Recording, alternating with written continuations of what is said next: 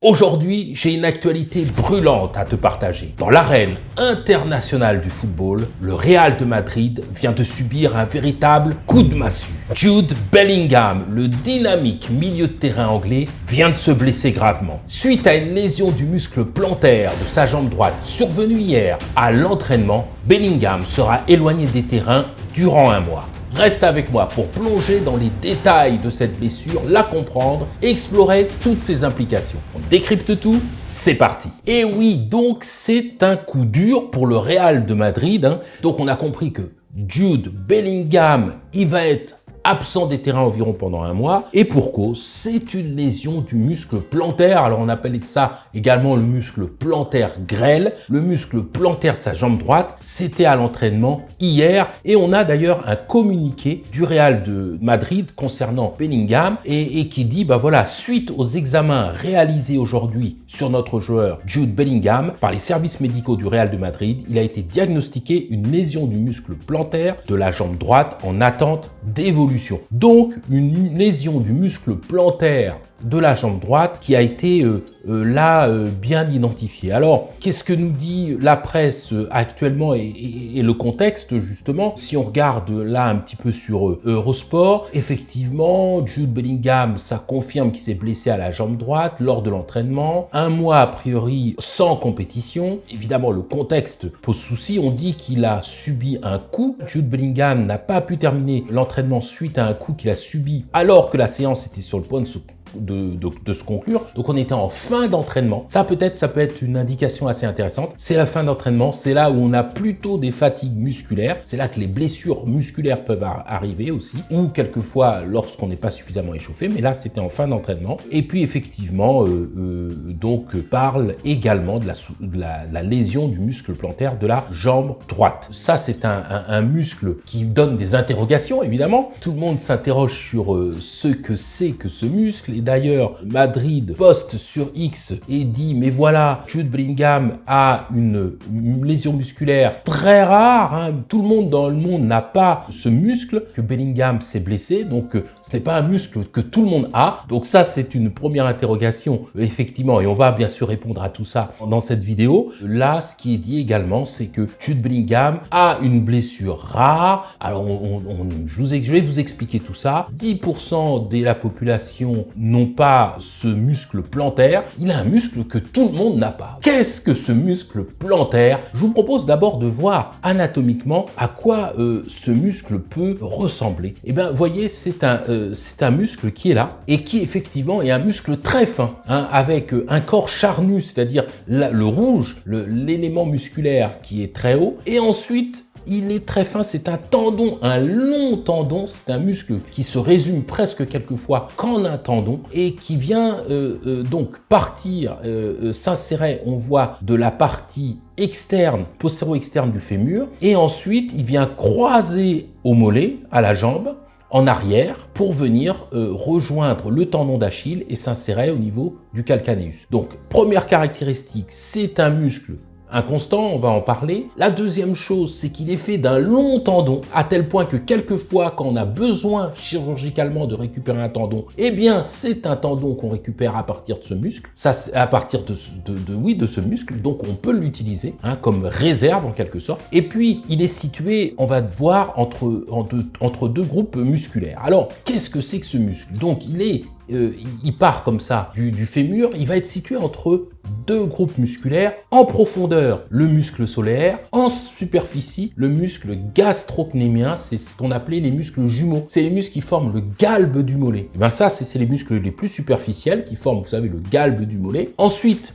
on a le plantaire grêle et en dessous, on a un muscle large, épais, profond qui s'appelle le muscle solaire. Donc, vous voyez, vous avez ce muscle tout fin, tout petit, tout fin, ce tendon quasiment, il est quasiment fait que de tendons qui croisent entre ces deux masses musculaires, la plus superficielle qui forment le galbe du mollet, les boules qu'on a dans le mollet, c'est les muscles gastrocnémiens, les jumeaux, on appelait ça les jumeaux. Et puis en profondeur, un muscle plat, profond, qu'on appelle le solaire. Entre les deux, vous avez ce muscle plantaire grêle. Donc, je l'ai dit, il commence au niveau du fémur, il vient s'arrêter au niveau du calcaneus. Et donc, si on voit là ce muscle-là, qui est dans la partie postérieure, vous voyez, quand on regarde d'un point de vue dynamique, il est vraiment dans la partie postérieure de la jambe. Il est en arrière, il est au niveau du mollet en quelque sorte. Et ce tendon-là se trouve vraiment au niveau du mollet. Et ce qui est intéressant, c'est que ce muscle vient s'insérer sur le calcaneus. Donc, sa fonction, c'est de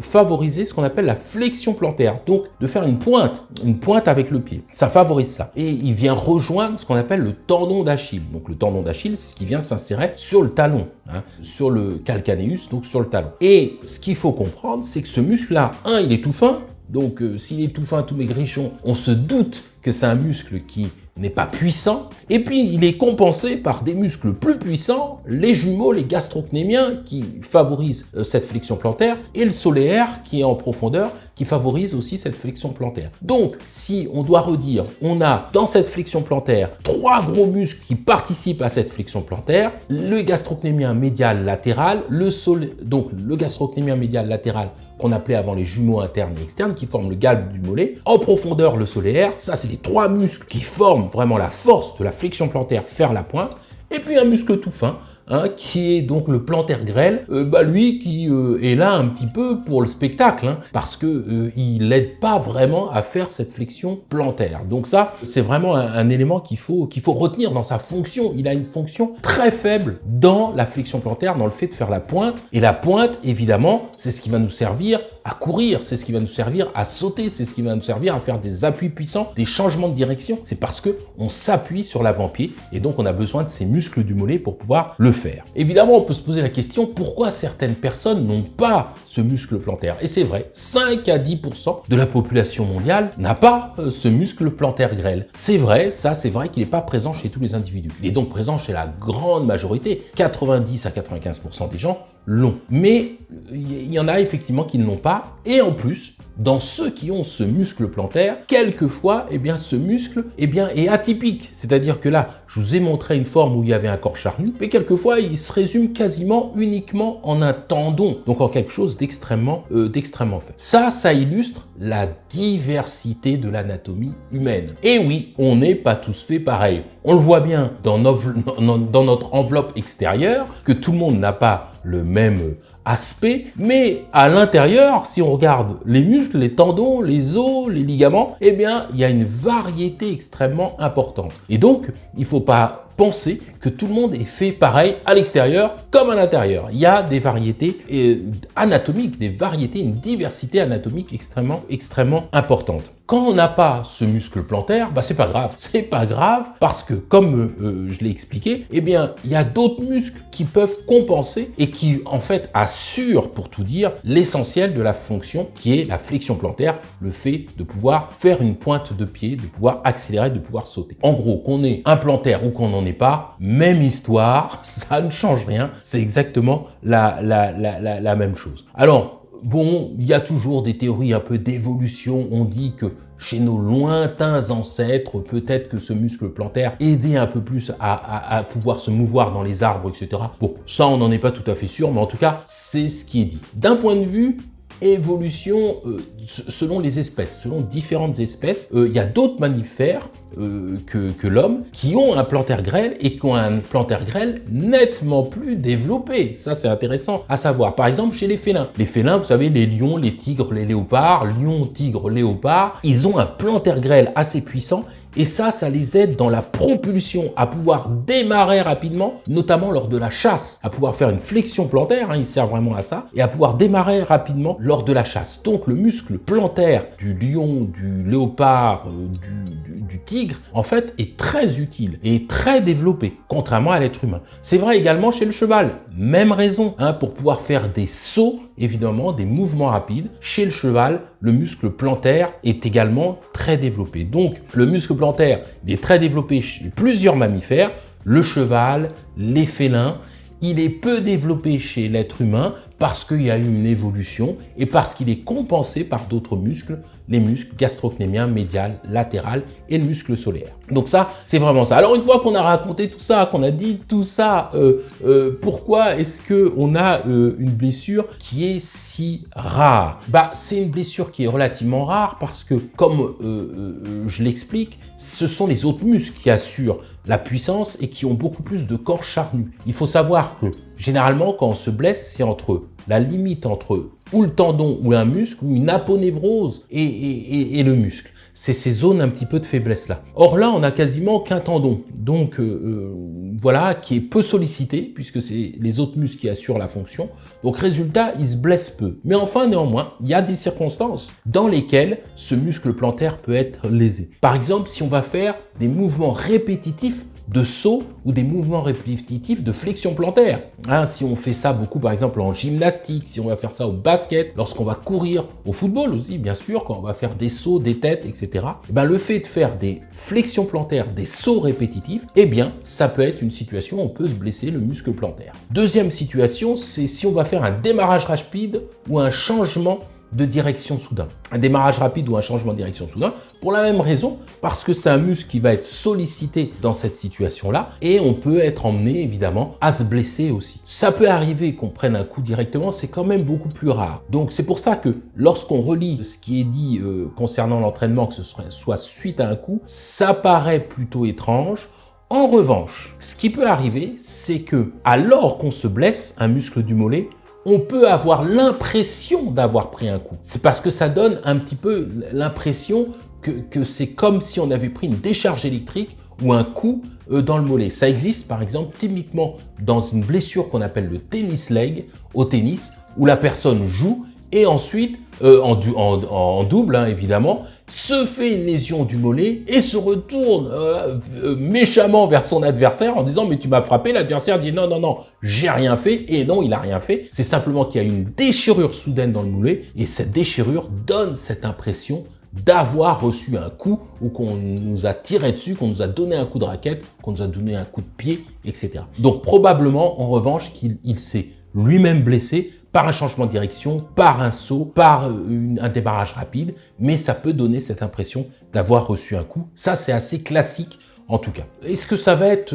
contraignant cette blessure? Non, ça va probablement être une blessure qui ne sera pas contraignante. Pourquoi? Parce que le muscle ne sert pas à grand chose. Donc là, le challenge là, c'est d'avoir en fait une cicatrisation la plus rapide possible du muscle. J'aurais même envie d'aller un petit peu plus loin, en disant qu'il faudrait même qu'il se soit totalement déchiré son muscle plantaire. Pourquoi? Parce que s'il s'est totalement déchiré ce tendon ou ce muscle plantaire qui ne sert pas à grand chose, on est d'accord, il sera plus embêté. C'est terminé. Voilà, une fois que la cicatrisation sera faite, il sera plus embêté. En revanche, s'il l'a déchiré qu'à moitié, il reste encore une moitié qui pourrait être abîmée lors d'une prochaine accélération, saut ou changement de direction. Donc, paradoxalement, ça peut être étonnant ce que je vais dire, mais je lui souhaite de s'être totalement rompu son muscle plantaire grêle, comme ça, il n'en entendra plus parler, et puis comme il ne sert pas à grand chose, c'est pas grave.